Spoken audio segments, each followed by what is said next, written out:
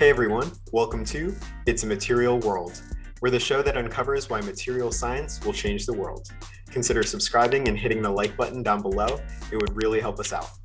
And also, we have a free MSc company database categorized by industry sector, location, as well as internship and full-time titles. So if you're interested in that, you can find the link in the description below. And now, let's get on to the episode. Hey everyone, welcome back to the It's a Material World podcast. I'm your host, Puneet. I got my co-host, David, alongside me. How's it going, David?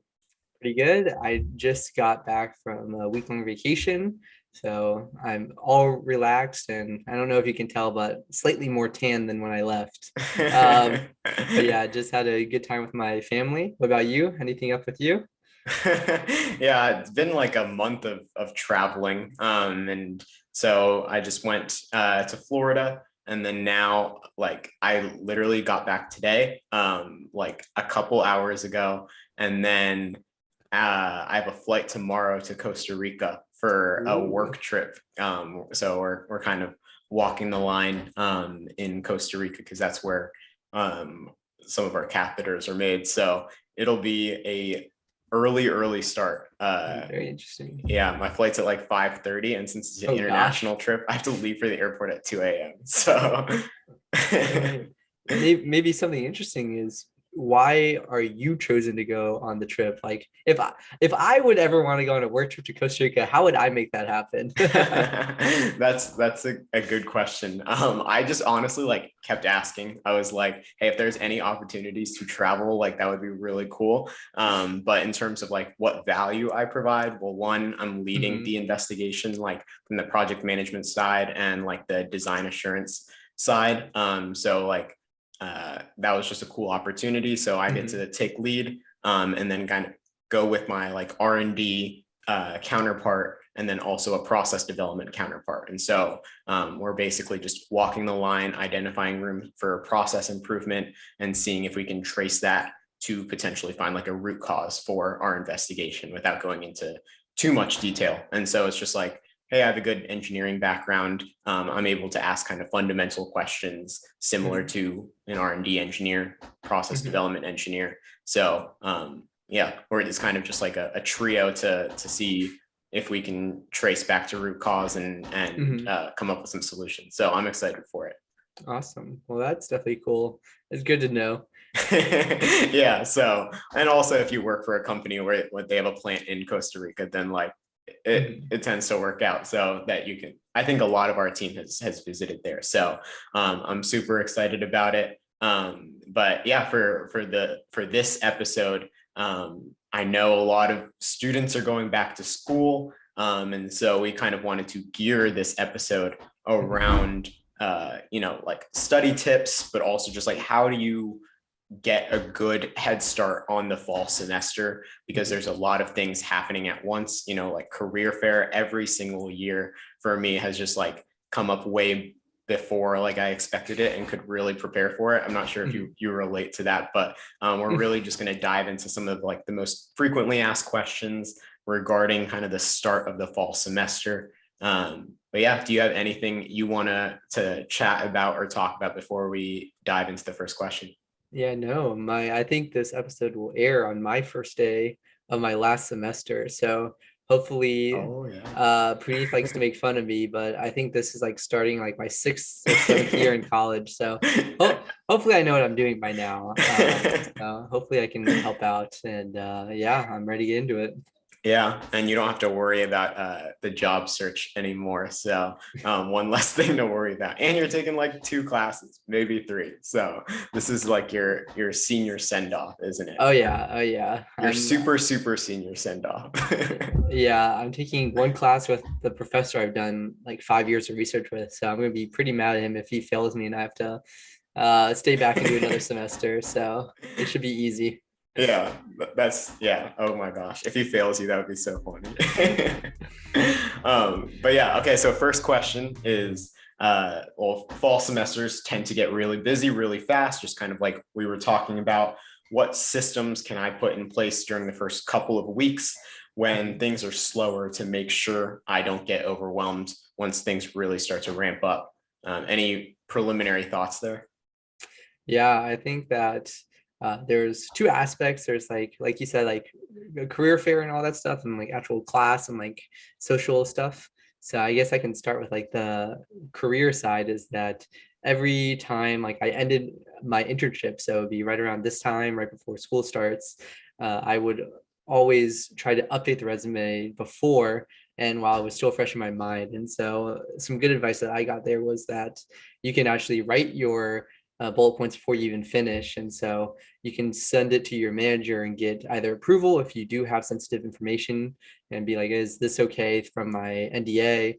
But also just get, is this really the best like way to put forward everything I did this summer? And your boss, if you have a good relationship, should be able to help you out a lot with that. And so I would always go through and I would update my resume before leaving my internship and then catapult that into finishing off any rounding off things that I did during the school year with like clubs or any leadership activities. And so with that, it really helped me get ready and get one thing out of my mind while I've already like just had the experience, get it on paper, on LinkedIn, etc. Be ready to go and not have to try to scramble to get everything together right before the start of career fair season.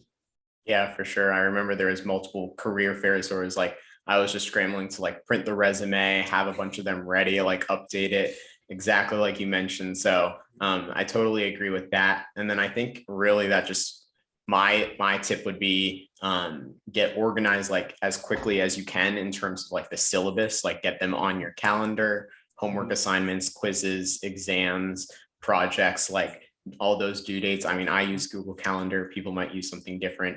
But for me, that at least got everything situated in terms of deadlines. And then adding into like career fair or like info sessions, whatever, like just having all of that organized to start out really helped because then it kind of like allowed me to really focus on, you know, that those first couple of weeks you're like hanging out with friends again and really just getting back into like that social groove too. So yeah, just really get into a good habit of like setting those reminders and really just like having everything in your planner basically, you know. And so I don't know, like that's it from the school side. And David, you talked about the career side. Is there anything we're missing there in terms of the first couple of weeks to get started? Yeah, no, I think the only other thing is to watch out. I know a lot of clubs and other things start having like their first meetings and like the easiest way to get involved within the first weeks. And I know that it's like super easy to miss it or just not even know about it. And so having like either watching out on like, I know a lot of schools have like Facebook groups or Slack groups or other types of social media to disperse information. It's just watch out on there to make sure that you're not missing anything that you would be interested in. Would be my only other piece of advice there. Yeah, and that reminded me like get your priorities straight when you're first beginning. Like one thing is like setting up informational interviews. Like that was something that I really tried to prioritize when I was like looking for that full-time job. And so that was like, hey, can you do 1 to 2 informational interviews a week? You know, and so recognizing where your priorities at is really good because you'll quickly get caught up in realizing you have too many assignments or so many assignments that you have to do on a week-to-week basis. But if you can make sure to still, you know, like network, right? Or like apply to X amount of jobs, right? Every week, then you're kind of keeping the long term in mind. Whereas just scrambling to finish all the assignments every week is keeping the shorter term as the priority. Whereas like prioritizing the job search, for example, that really translates over the long term if you're looking for the industry, you know, or like if you want to go to grad school, then like prioritizing research, for example, like experiences tend to really matter and it's something you can talk about in your interviews and things like that. So yeah, just keep in mind where your priorities should be and try to like keep it that way throughout the rest of the semester. But yeah, and then that kind of translates into our next question, right? So it's like I see a lot of people preparing for fall career fairs, but I don't know if I should spend my time focusing on that or on getting straight A's in my classes. So it's a balance. So the question is, how should I prioritize my time in the fall between classwork and my job search process? I kind of talk about where my priorities were. David, what say you? Yeah, I would say that I mean it depends, especially on what year you are. So how important it is for you to get the job. But I think like Puneet said, is that having quantifiable goals allows you to get a lot more done if you divide it up each week. And so instead of doing 20 interviews in the semester, doing 1 to 2 each week is a lot more attainable.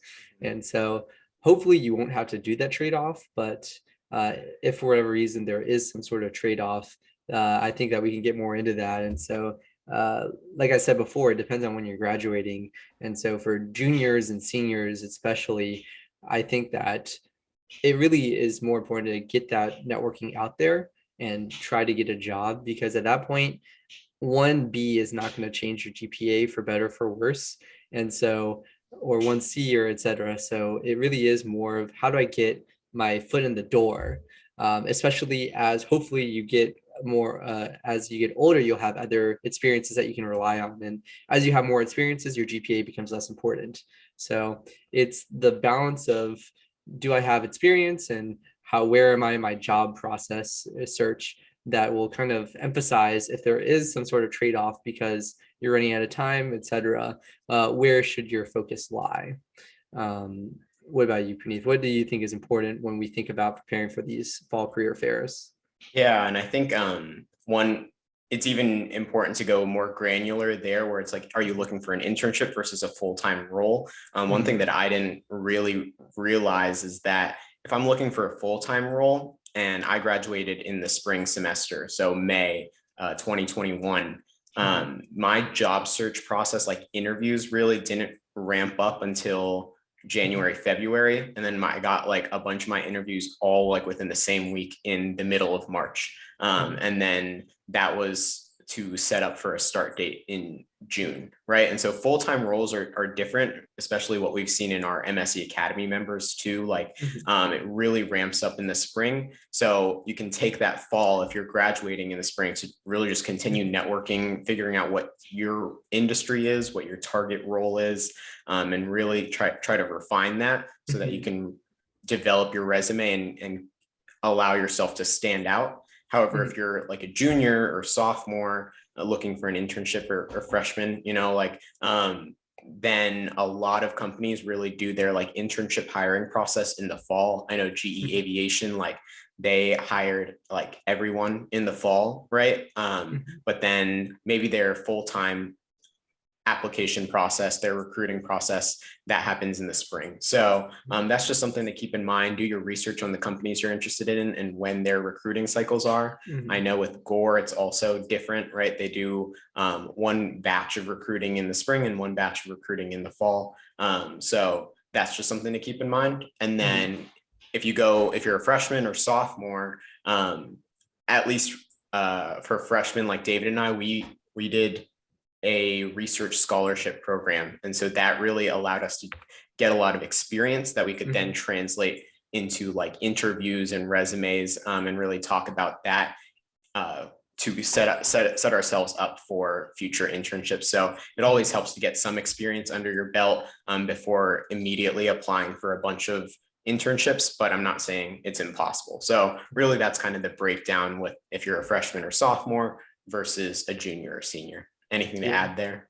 Yeah, I think that you made a really good point about knowing when the companies hire. And so, for example, I know Tesla is very focused on you only focus on the next group. So fall would be for spring, and spring would be for summer, and summer would be for fall. And so it really is an emphasis of what jobs do you most want, and then also weigh that with what is your percentage of getting it.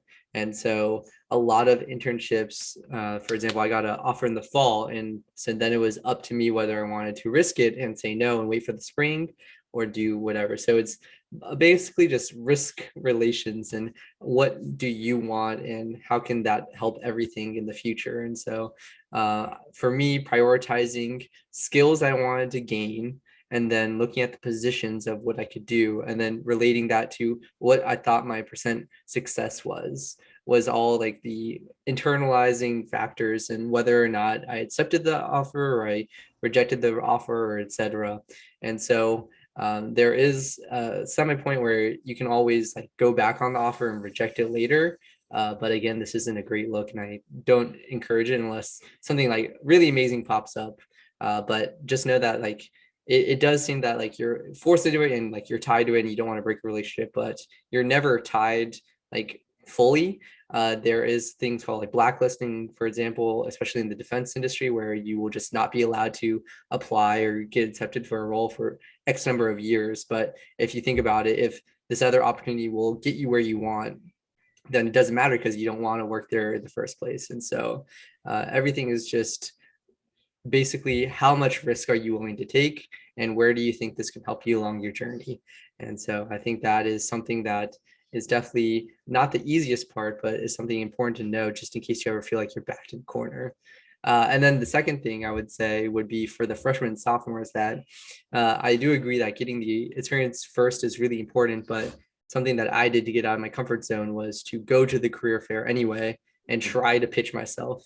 Yeah. And so normally I would fail, but I did get a few interviews, and that helped put me up to succeed for when I did have more experience, I could actually talk. And this wasn't my first interview process, and I knew what to expect, the steps along the way, etc. And like basically how to answer questions the way they want to hear it. And so I thought that was very important, even if I didn't get any internships those first 2 years at first. So I thought that was important for my own development in my freshman and sophomore year.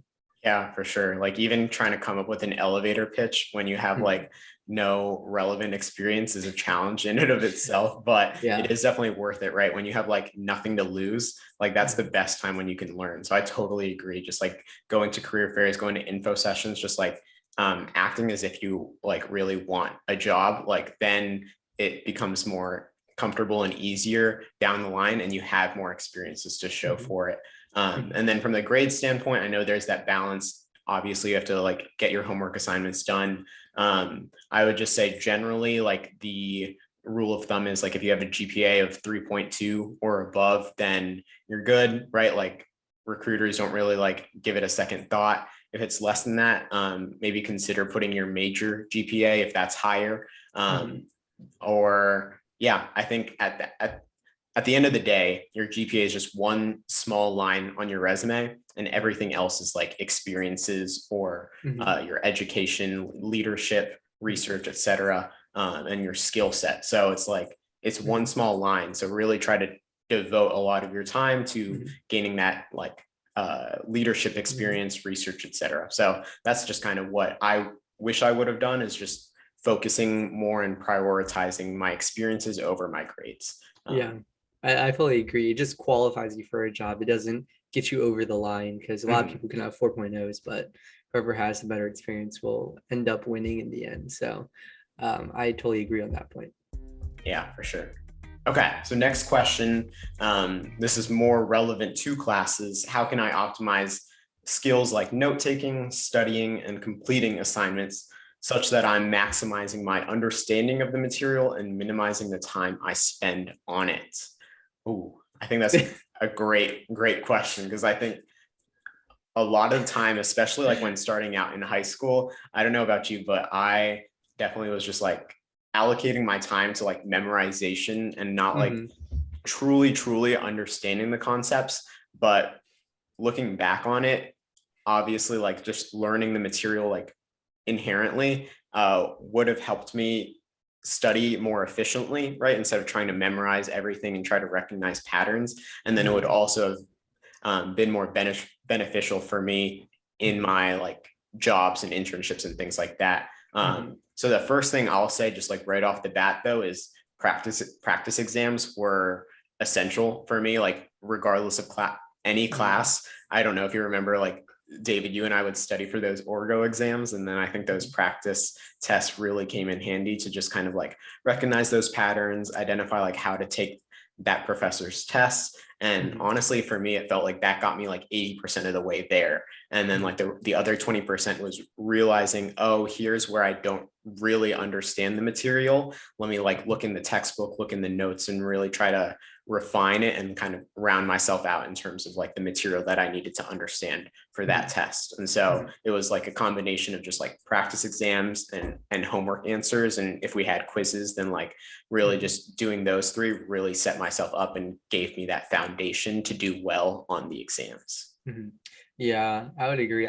So I think there's two main ways I've heard of. So I'll first start with the way I do it.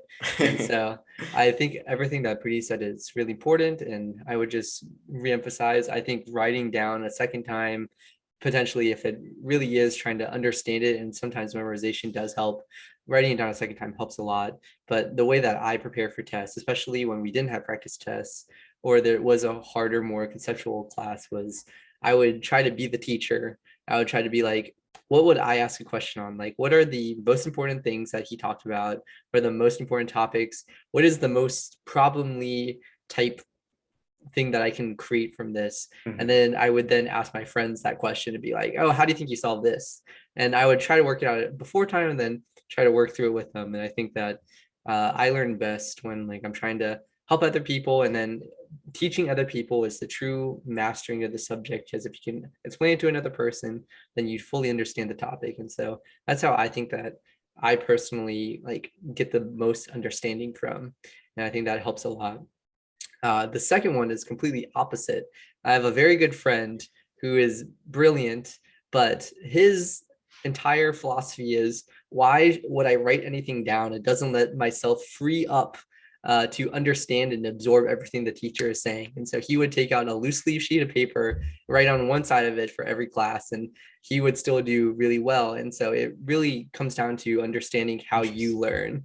And so it just showed that we were different, and we were in the same class, and we would take on the studying two completely different ways, but we would end up getting the same grade.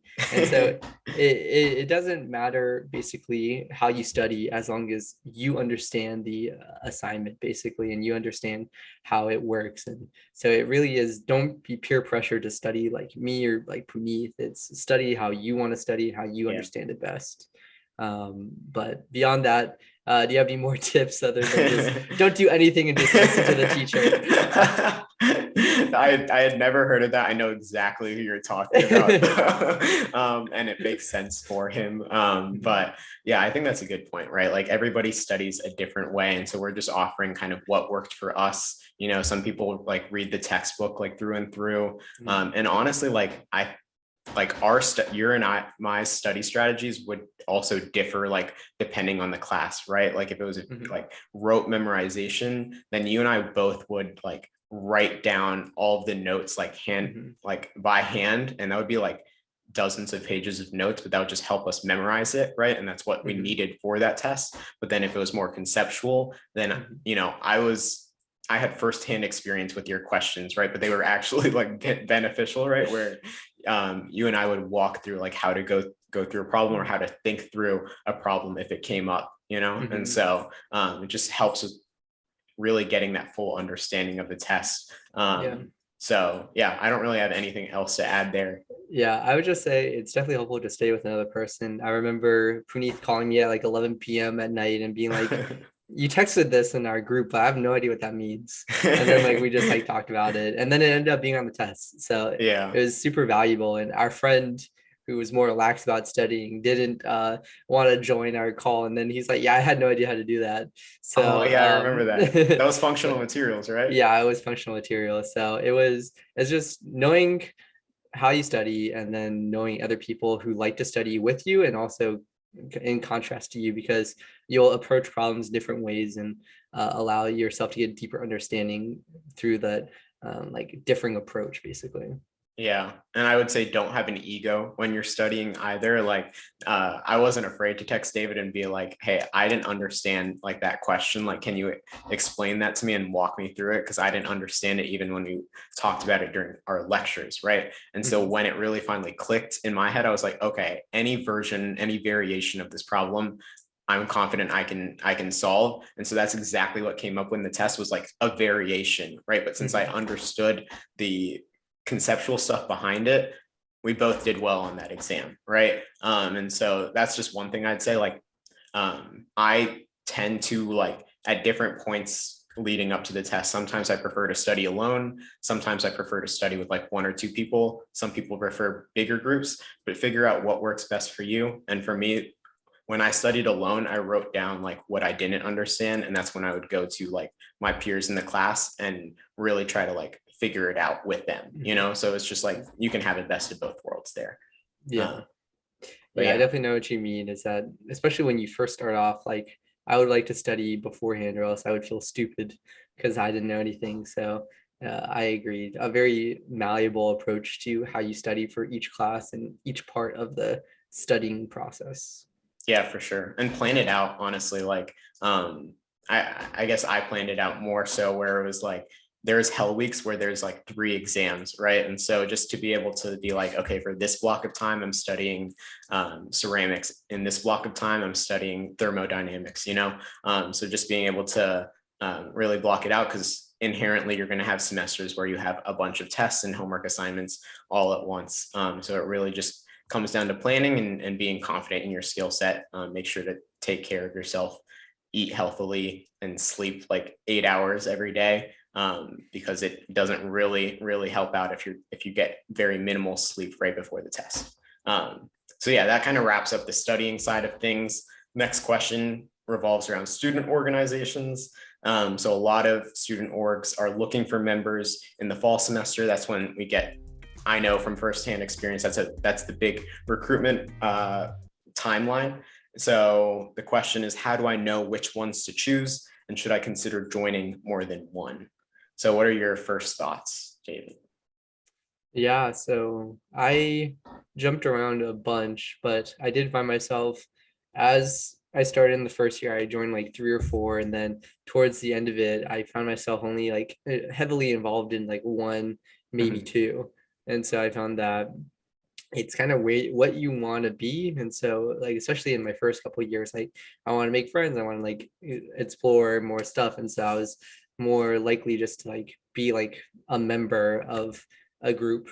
And then as it developed, like, oh, like I don't really care about that, I have friends, like that has served its purpose. But now like trying to, if you're doing it for fun, just being more involved allows you to like make more decisions that you think will improve.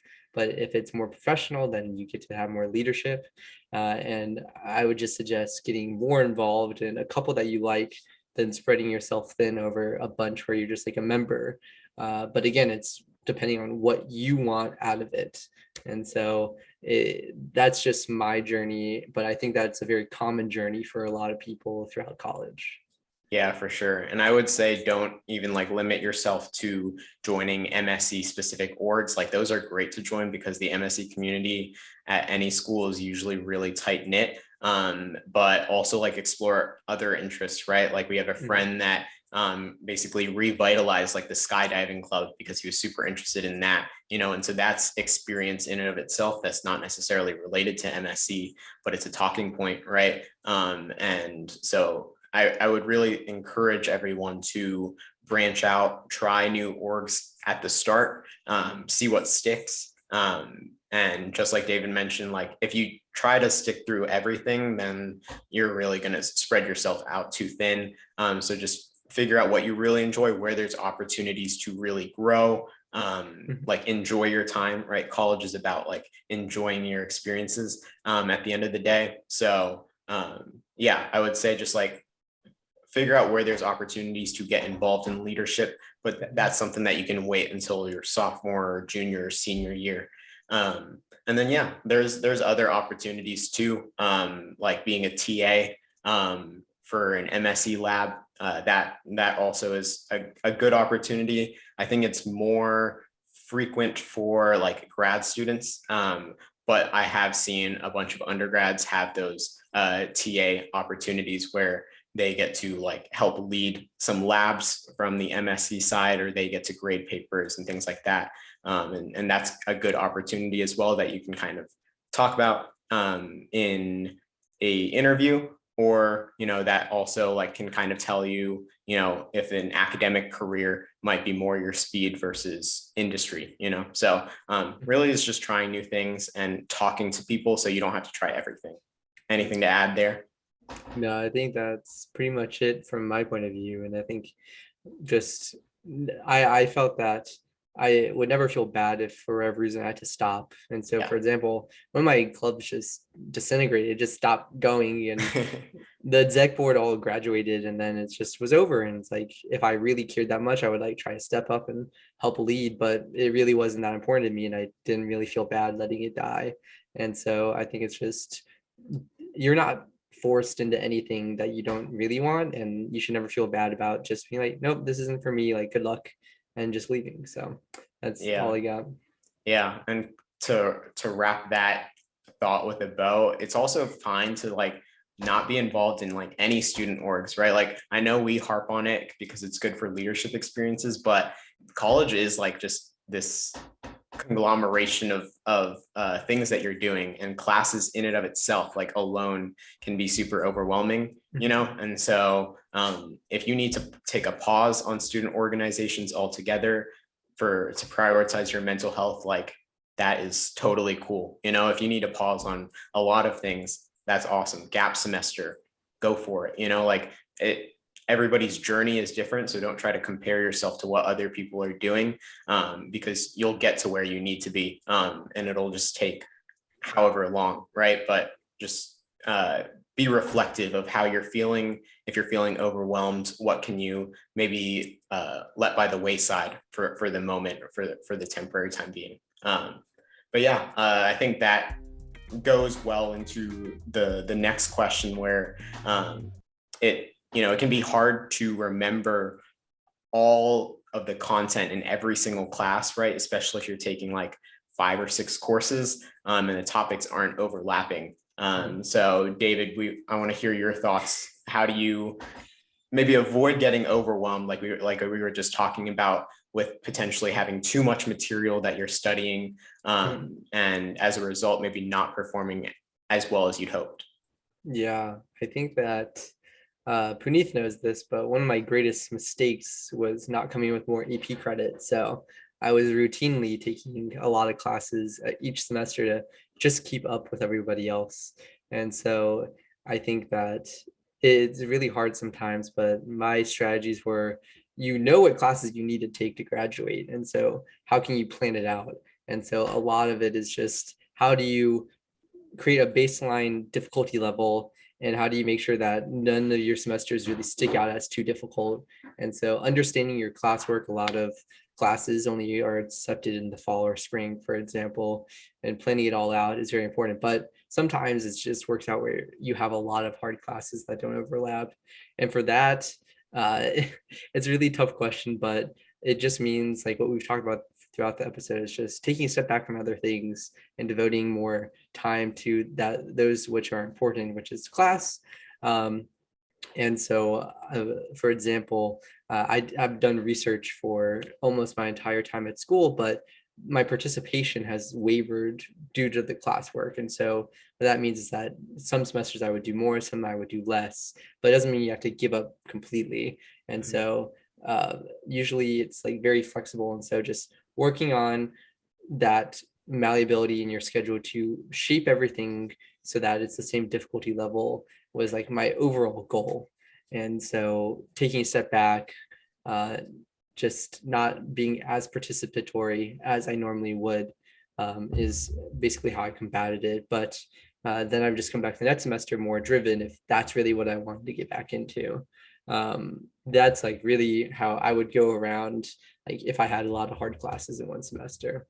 Yeah, and I would say just like as early as you can, just have a general outline of the classes you're taking every semester up until you graduate, and then have like a peer that's a year or two above you review it to see if there's any classes. Like for us, the big thing has been like, don't take thermo and transport in the same semester, right? And maybe that's just specific to Georgia Tech, but those are known to be two of like the tougher classes. And in the recommendation that is handed out to every single freshman student, those two are in the same semester, right? But then you'll hear from like the fourth years, like the seniors, like, just don't take those in the same semester and you'll be good.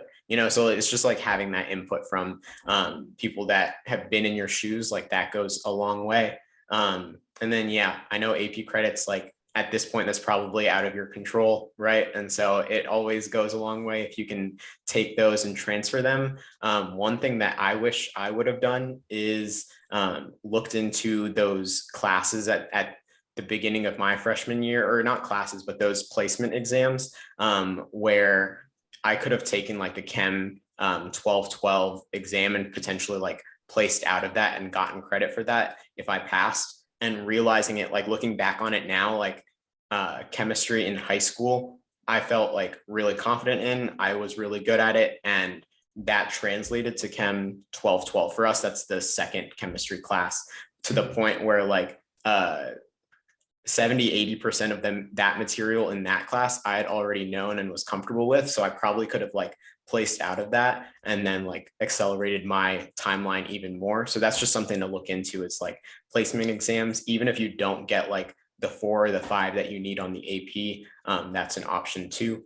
And then, yeah, I think that's just like when there's opportunities to take more classes, consider not doing that. Like you're really not in a rush in the grand scheme of things. So if you can have 4 classes instead of 5, and then devote that extra 3 credit hours to research or club time, right? Like being involved in a leadership role, like that in and of itself is an investment of your time. So yeah, I think that kind of answers that question in terms of just like not getting overwhelmed by too much material. Again, I would just say like attend office hours, try to develop relationships with professors and students as well. Like, creating the GroupMe or the Discord, whatever, and just having that support system goes a long way. And then not being afraid to ask those questions.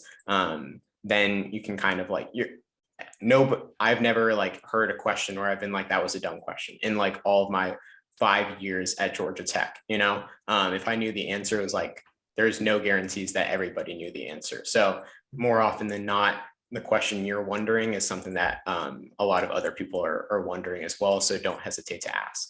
Anything else to add there?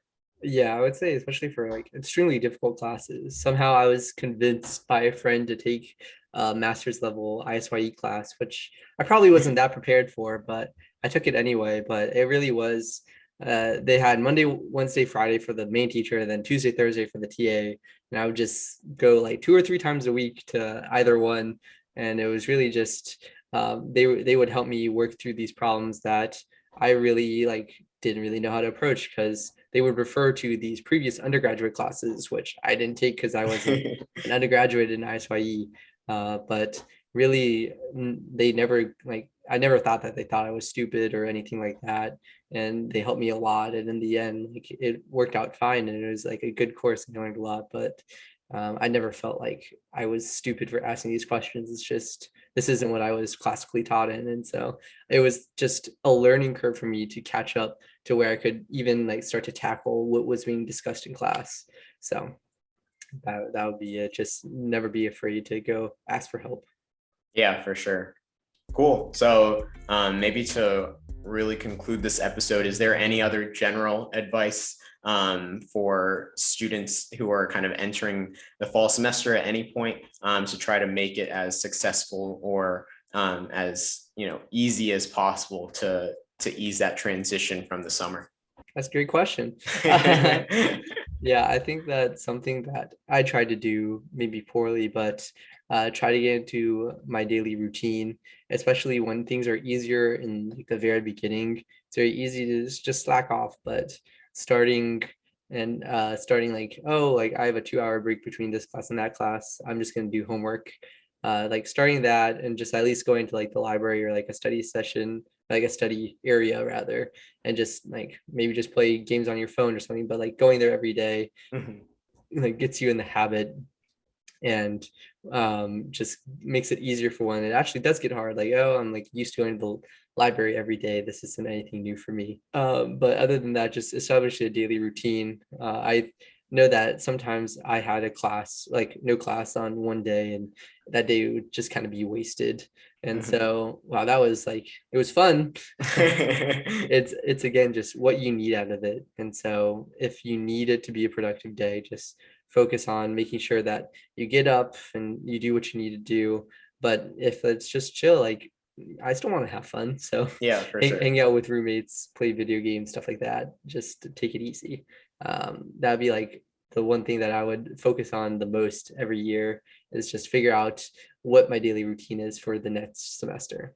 Yeah, and it's honestly tougher than it is when you're working, because your days are so different. Like Tuesday and Thursday could be very class heavy, whereas Monday, Wednesday, Friday could be more like research focused, so your days are very different. Whereas like in my role right now, it's very like consistent, but like by 5 p.m. I'm wrapping up with my day and I can focus on something else.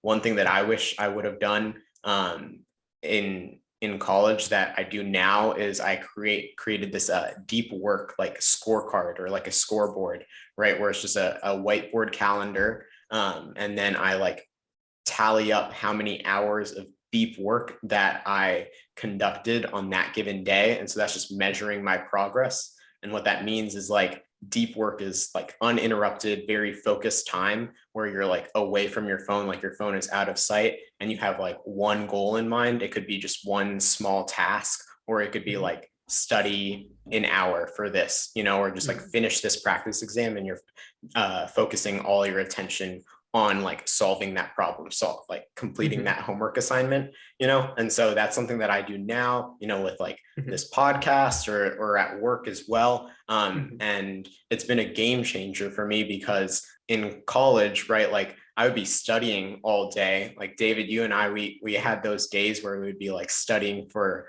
like a thermo exam, right? But like some of that was honestly like not fully focused, right? Where it was just like I would have like a YouTube video playing in the background, or I would be like scrolling through something, then I would write something down, and like your brain can't really multitask in that way. So it wasn't purely efficient, but it was taking up the majority of my day, right? Whereas like now I can kind of block that into like an hour and a half, right? Where I can accomplish more in that hour and a half, that 90 minutes, than I previously could accomplish in maybe like 5 times the time. So it is more efficient, and that opens up, and you still have to take breaks, and that it facilitates that, but it opens up more time to like rest, hang out with friends and things like that. So it's a double win.